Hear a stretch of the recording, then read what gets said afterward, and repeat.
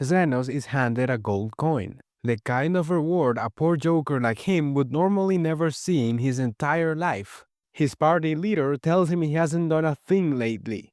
They don't need him anymore. But Xenos says he's been doing plenty, and he thought the leader said they were friends.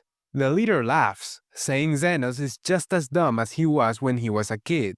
Anybody would have been fine for him, as long as they were disposable. It saves a whole lot of heartache if they end up dying as human shields. The poor are basically livestock anyway. Imagine a beast of burden thinking he's part of the gang just because they fed him. They have gotten strong.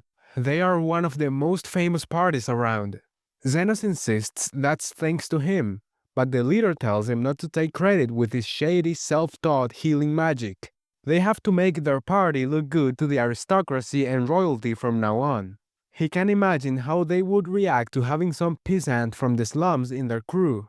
Anyway, Xenos better keep his impoverished mouth shut about ever having been a member of the Golden Phoenix. So Xenos leaves.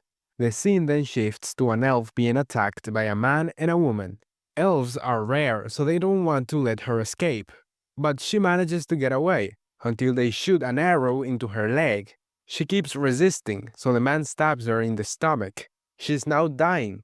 Just then, Xenos sees them, but the attackers are defensive. They say the elf belongs to them.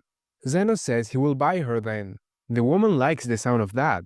She's his. She explains that the elf is dying anyway, so better they get paid something.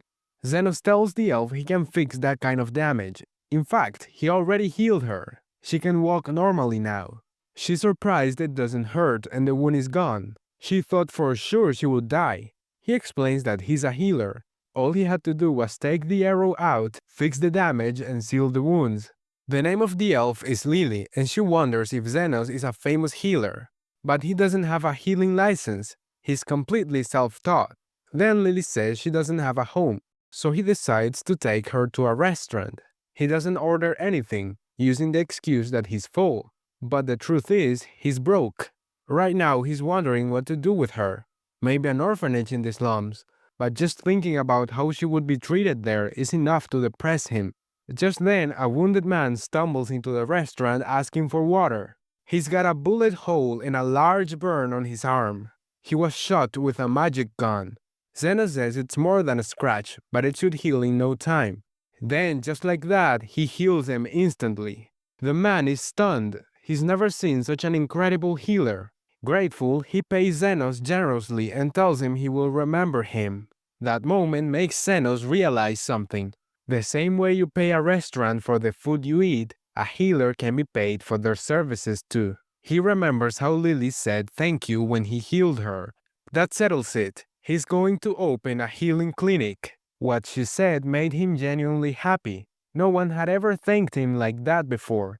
But since he's from the slums, getting a license isn't an option. Running a legitimate business would be nearly impossible. In that case, he will work from the shadows. He will be an underground healer. Lily says she wants to help with his clinic, but he hesitates. Running a clinic without a license is illegal.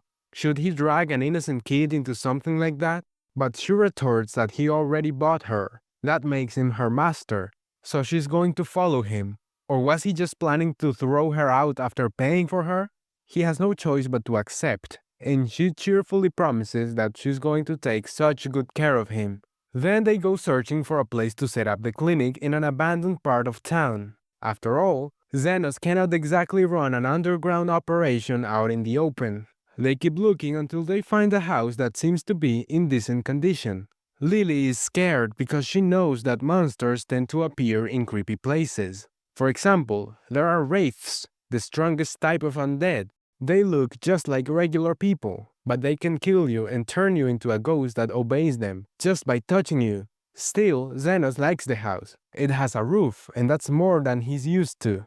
Back when he was part of a party, he spent most nights outside alone. Then Lily's fears come true. A wraith shows up. But Xenos stays calm and vaporizes the wraith's arms without hesitation. He explains that he's taken down around 100 of them. Whenever his former leader was in a bad mood, he would send Xenos into underground labyrinths to blow off steam, and he ran into a lot of wraiths there. Xenos politely tells the wraith that they will stay out of her way. Would she mind if they moved in? But she's furious. She introduces herself as Mila, the Queen of Spectres, and declares that no mortal has ever enraged her like this before. She summons an army of spirits, which Xenos effortlessly wipes out. Finally, she concedes and allows them to use the first floor however they like, but the second floor still belongs to her. Later, after they finish setting everything up, Lily worries that no one will come if they don't advertise, but Xenos remains calm. Just then, the man he healed before walks in. He's the reason Xenos wasn't worried. Someone with a magic gunshot wound isn't exactly an average citizen, and people like that usually have good reasons for avoiding regular hospitals. The guy says he was hoping Xenos could take a look at his sister. Her name is Sophia. Xenos examines her and quickly realizes her arm was shot with a magic gun laced with a special kind of poison. He knows this because he was almost used as a test subject for one himself. Actually, he might have to get some payback for that someday. Unfortunately, Sophia's arm is nearly dead.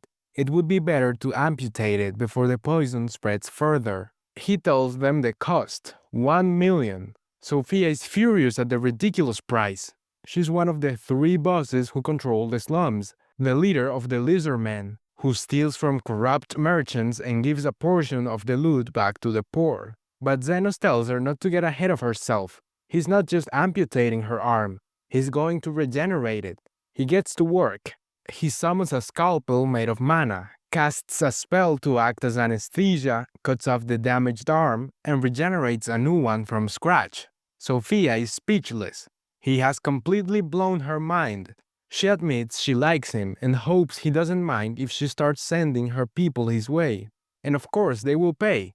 Now, there is a 3-way demi-human standoff in the slums between the lizardmen, the orcs, and the werewolves. The leader of the latter, Lin, shows up at Xenos' clinic intending to kill him.